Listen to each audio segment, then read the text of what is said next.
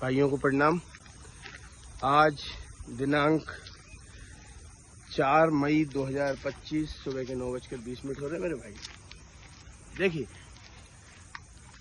हम जो बात कर रहे थे कल, हम सनातन धर्म के सौंदर्य की बात कर रहे थे, वैदिक धर्म की बात कर रहे थे। एक्चुअली वैदिक धर्म क्या है? प्रकृति से जुड़ा हुआ है वैदिक धर्म। प्रकृति से जुड़ने की बात करता है वैदिक धर्म। वैदिक धर्म ही प्रकृति है। अब प्रकृति में हम क्या सोचते हैं? तो प्रकृति में हम क्या सोचते हैं? गोबर को भी हम गणेश बना देते हैं। क्या कर देते हैं? गोबर को भी हम गणेश बनाने की बात करते हैं। और उस गणेश पर हम क्या चढ़ाते हैं? उस गणेश पर हम वो चढ़ाते हैं जो पांव के नीचे पड़ी हुई दबी हुई दूबा, जो दूबा खड़ी भी नहीं होती है, जो दूबा बिल्कुल सरेंडर है, सपाट है, नीचे की ओर है। तो ये जो बात है, ये प्रकृति की बात है। प्रकृति की बात का मतलब है कि ये जो नेचर है, यही वैदिक धर्म है, यही वैदिक परंपराएं हैं और यही सत्य है। आप देखो कि हमारे सारे जो देवता है, जो भगवान है, जो ईश्वर है, वो सौंदर्य से प्रेरित है, वो प्रेम से प्रेरित है। और भगवान शिव के गणों को आप जानते हो, जय विजय। हम अस्वीकार की बात नहीं करते, हम हर चीज को स्वीकारना चाहते हैं।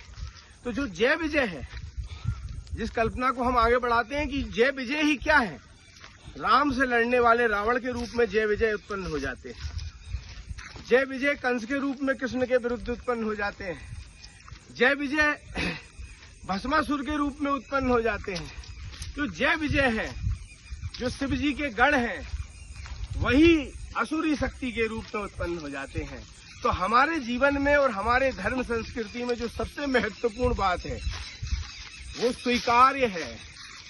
हम किसी को काले के रूप में, अंधकार के रूप में, बुराई के रूप में भी हमने उसको स्वीकार किया है। और उसके विरुद्ध खड़े होकर हम अवतार की बात करते हैं। अवतार जो कि उस बुराई को नष्ट कर देता है, अवतार जो समय समय पे होता रहता है, यही वो अवतार है। और वो अवतार क्या है? बहुत सुंदर है ना, बहुत प्रिय है, बहुत लोकप्रिय है। तो प्रकृति जो होती है, वो जाती है कहाँ तक? वो जाती है, आप देखिए, हमने ईश्वर के चरणों में पुष्प चढ़ाए। हमने क्या चढ़ाया? पुष्प तो ठीक है, खड़े होते हैं, दूबा चढ़ाई, नीचे पैर के नीचे पड़ी होती है। तो हम क्या करते हैं? प्रकृति की छोटे से छोटे स्वरूप को पूजते हैं। हमने क्या पूजा? हमने पर्वतों की पूजा करी। हमने क्या करा? हमने नदियों की पूजा करी। हमने क्या करा? हमने पत्थरों की पूजा करी। हमने क्या करा? हमने प्रकृति में पाई जाने वाली हर चीज की, जो कि जमीन से आसमान तक दिखाई देती है, हमने अमृत, ओस की बूंदों को अमृत के समान मानकर स्वीकार करा। सूर्य की किरणों को पालक के रूप में स्वीकार करा। तो ये क्या है? ये वैदिक धर्म है। वैदिक धर्म सिर्फ इतना ही नहीं है, आप ये देखिए, इसीलिए क्या है? सनातनी सुहृष्ण है, सनातनी प्रकृति के साथ है और प्रकृति का ही स्वरूप है वो। मानव, देखिए, अब मानव बनाई गई है कोई भी चीज, हम ये बता रहे हैं आपको। देखो, वेदों को समझो। आप ये देखिए, आज हम ये देखते हैं कि हमें वेदों के बारे में किसने बताया?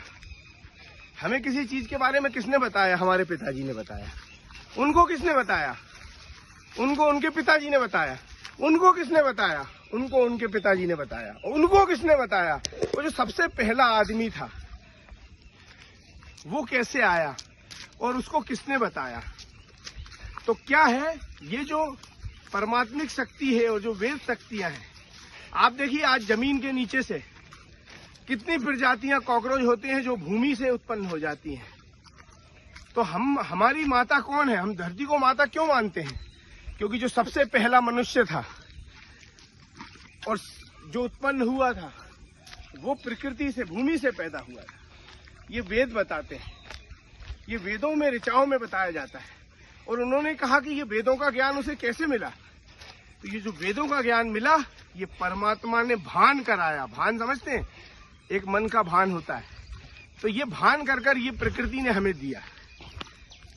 हमने जो समझा, ये जो वेद की ऋचाएं हैं, ये भाषाएं हैं, आप कई देखेंगे तो आप ये देखेंगे कि पहले कैसे आया होगा। तो पहले इस प्रकार से उसका विचार किया गया। तो ये जो है ना, ये प्रकृति की शक्ति है। लेकिन क्या है कि लोगों ने इस प्राकृतिक शक्ति को छोड़कर इसके विपरीत हमने अंश माना, हमने उसको भी अपनी भाषा मानी, उसको भी अपना सिस्टम माना कि ये दूसरी शक्ति है, लेकिन इसके विरुद्ध हमें अवतार लेकर इसको नष्ट करना है। और नष्ट हो भी रहे हैं, और समय समय पर देखिए अच्छी शक्तियां आ भी रही है। तो कहीं ना कहीं जो वैदिक परंपरा है, जो हमारे वेद हैं, वो ये सब जो बातें हैं, ये वेदों की बातें हैं। क्यों? क्योंकि हमने देखा कि हमारे दिल की धड़कन धड़क रही है, धक धक धक, ये संगीत है, सामवेद बताता है। आप देखिए, ऋग्वेद बताता है कि अस्तित्व, हम उत्पन्न कैसे हुए, हम कैसे बने, हम कैसे चल रहे हैं, ये बताता है ऋग्वेद, अस्तित्व की बात बताता है। और अथर्ववेद बताता है, कर्म के सौंदर्य की बात बताता है कि हम कोई काम कर रहे हैं तो हमें यज्ञ के समान करना चाहिए। जिस प्रकार से यज्ञ को हम सुंदर, सुशोभित और सज्जायमान बनाते हैं और यज्ञ को स्टेब्लिश करते हैं, उसको हम भूमि पूजन करते हैं, फिर उसको आगे बढ़ाते हैं, उसके आगे बात करते हैं, फिर उसको अच्छा लीपा पोतन करने के बाद उसके हर यज्ञ का नाम देते हैं, यज्ञवेदी का उसका पंडित नियुक्त करते हैं, और उसके बाद हम यज्ञ में लकड़ियाँ डालते हैं और यज्ञ करते हैं। तो इसी प्रकार से हम अगर अपने जीवन में हर काम को यज्ञ के समान करेंगे और शुद्धता के साथ करेंगे और बराबर नॉलेज के साथ करेंगे, तो वो हमें वही ताकत देगा जो यज्ञ के समान होती है। तो ये हमें कौन बताया है? यह अथर्ववेद बताता है ना। और सबसे बड़ी चीज कि हम स्वभाव से अच्छे होना चाहिए, स्वभाव हमारा सकारात्मक होना चाहिए, दृष्टि हमारी परफेक्ट होनी चाहिए, तब हम वो बात कर पाएंगे कि जो धर्म है हमें वो स्टेब्लिश कर रहा है। तो मेरे भाइयों, जो घटनाएं घट रही है, आप देखो, आप ये देखो कि ये हमारे वेदों का ही सौंदर्य है, ये हमारे सनातन धर्म का ही सौंदर्य है कि दुनिया में जब भारत में 26 लोगों को निशंस हिंदुओं की हत्या कर दी गई, वैदिक लोगों की हत्या कर दी गई, उनको जान से मार दिया गया, गोली मार दी गई, हर दिन पेपर में बड़ी बड़ी बातें छपी, लेकिन उसके बाद भी पूरे देश में एक भी दंगा नहीं हुआ।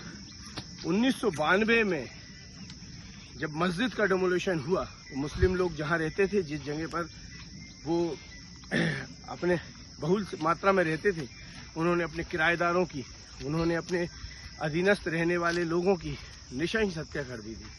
लेकिन उसके मुकाबले आप ये देखिए कि किसी मुस्लिम कंट्री में या माइनॉरिटी और मेजॉरिटी में माइनॉरिटी अगर कोई घटना कर देती है तो उस समय कैसे मारकाट मच जाती है।